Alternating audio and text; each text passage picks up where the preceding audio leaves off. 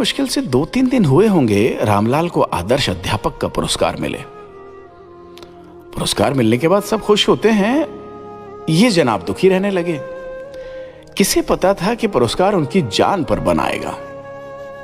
अब वे हमारे बीच नहीं रहे। पत्नी पछाड़ खाकर गिर गई। जैसे तैसे उन्हें होश में लाया गया। पत्नी बार बार पुरस्कार को कोसती। एक बार के लिए बाहर उठाकर फेंकना भी चाहा, लेकिन घर के लोगों ने पुरस्कार का तिरस्कार करने से रोक दिया। इस पर पत्नी ने कहा, जब से ये मनहूस पुरस्कार आया तब से वो उखड़े उखड़े से रहते थे। न ठीक से खाते न ठीक से सोते, रह रह कर उठकर बैठ जाते। प्रशंसा पत्र में लिखी एक पंक्ति कि ये पुरस्कार आपके अध्यापन के लिए दिया जा रहा है, उसे बार बार दोहराते, बड़बड़ाते, झल्ला उठते, अजीब सा बर्ताव करते थे। रामलाल के शव के पास से एक पत्र मिला। लिखा था, अनिला की अम्मा, जब से यह पुरस्कार मिला है मुझे बेचैनी सी होने लगी है। मैं कुछ भी हो सकता हूं, किंतु अध्यापक कतई नहीं हो सकता।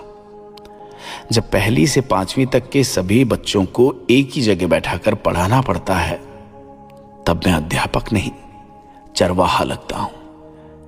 जब कोई माता पिता अपने बच्चे की पढ़ाई के बजाय दोपहर की बनी खिचड़ी की शिकायत करता है, तो मुझे रसोइया होने का एहसास होता है।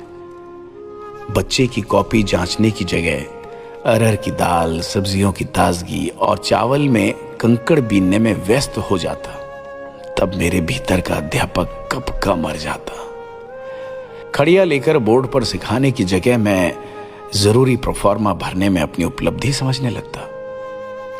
पाठशाला में पाठ पढ़ाने की बजाय शौचालय की साफ सफाई और रख रखाव करना मुझे सबसे जरूरी लगता। तब मैं सफाई कर्मचारी बन जाता। बच्चों के बनाए चित्र दुनिया को दिखाने की बजाय शौचालय के फोटो गूगल पर अपलोड करते हुए मेरे भीतर का अध्यापक घुट घुट कर मरने लगता। जांच अधिकारी जब बच्चों की पढ़ाई के बजाय शौचालय, रसोई घर की जानकारी मांगते, तब मेरे भीतर का अध्यापक शून्य हो जाता। 25 साल की नौकरी में अध्यापन के सिवाय मैंने सब किया है। मुझे ठीक से याद नहीं कि मैंने आखिरी बार बच्चों को कब पढ़ाया था। पाठशाला में कदम रखने के साथ ही ऑनलाइन बायोमेट्रिक उपस्थिति, छात्रों की उपस्थिति, ऑनलाइन बैंक अकाउंट, ऑनलाइन शौचालय के चित्र अपलोड करने, और ये सब न करने पर समाचार पत्रों में अध्यापकों की बर्खास्तगी की खबरों के भय के बीच ज़मीर को मारकर जिंदगी जीना मेरे लिए भेड़ चाल का हिस्सा हो गया था। सच कहूं तो मेरे भीतर का अध्यापक तो कब का मर चुका था। अब मैं केवल अपने शरीर से विदा ले रहा हूं।